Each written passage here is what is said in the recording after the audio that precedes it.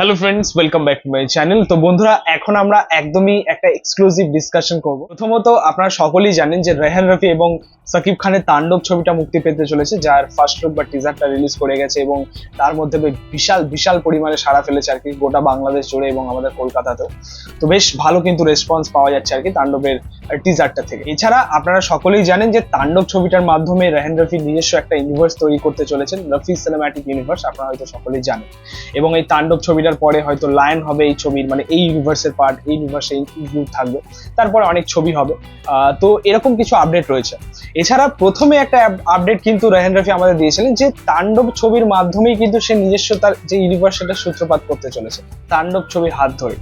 কিন্তু এখানে কিছু দর্শক আছে, কিছু ফ্যান্স রয়েছে যারা একটা অ্যাজিউম করে নিচ্ছে আর কি যে তুফান এবং তাণ্ডবের মধ্যে কিছু একটা লিঙ্ক রয়েছে।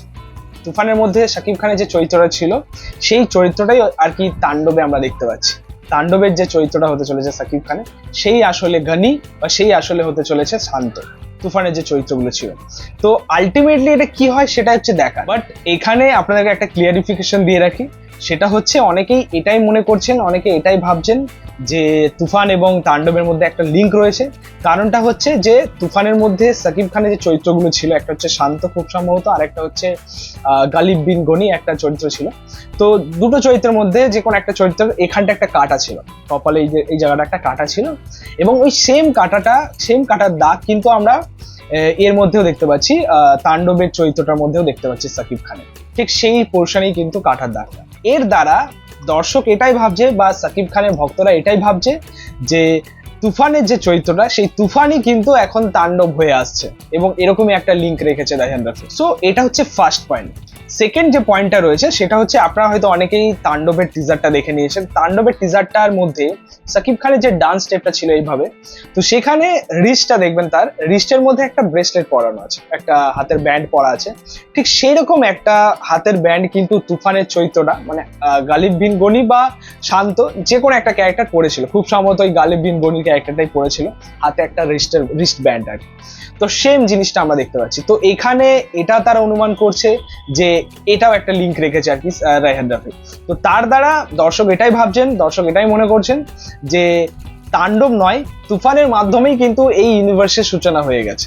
তুফানের হাত ধরে কিন্তু এই রাফি সিনেম্যাটিক ইউনিভার্সের সূচনা হয়ে গেছে, তুফান এক্স তাণ্ডব। তো ওই চরিত্রটাকে আমরা পেতে চলেছি খুব সম্ভবত, এটা দর্শকদের ধারণা। দেখো, দর্শক হিসেবে অ্যাজিউম করার জায়গা অনেক রয়েছে বা ভেবে নেওয়ার জায়গা অনেক রয়েছে। এই দুটো পয়েন্ট তো রয়েছে, পাশাপাশি আরেকটা পয়েন্ট রয়েছে, সেটা হচ্ছে আপনারা দেখবেন তাণ্ডবের যে সেটটা, যেখানে আমরা দেখতে পাচ্ছি মেনলি তাদের যে গ্যাংটা রয়েছে, তাণ্ডবের যে গ্যাংটা, যেখানে দেখতে পাচ্ছি একটা কারখানার মতো একটা সেট, যেটা আমরা তুফানেও দেখেছি। তো অনেক কিছু আর কি এখানে কিন্তু সিমিলারিটিস বা লিঙ্ক আমরা বুঝতে পারছি, আমরা অ্যাজিউম করতে পারছি। সো আলটিমেটলি সেটার কি হয়, সেটা ফাইনাল হয় কি না, সেটা হচ্ছে দেখার। এটা জাস্ট আমাদের একটা আর কি বলবো ভাবনা। এটা কি রেহান রাফি সত্যি দুটোর মধ্যে লিঙ্ক রেখেছে কি রাখেনি, সেটা জাস্ট সিনেমাটা বলে দেবে। ছবিটা মুক্তি পেলে আমাদের কাছে অনেক কিছু ক্লিয়ার হতে চলেছে।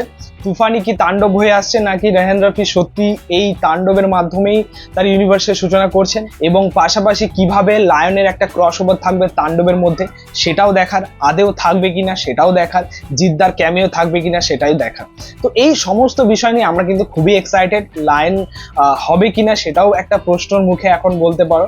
তো এই সমস্ত কিছু নিয়ে আমরা সকলেই খুবই এক্সাইটেড। তাণ্ডব বড় আকারে হোক এবং বড় সাকসেস হোক, এবং এই ছবির মাধ্যমে অবশ্যই মানুষ এই ইউনিভার্সটা নিয়ে কথা বলুক, এটাই চাইবো।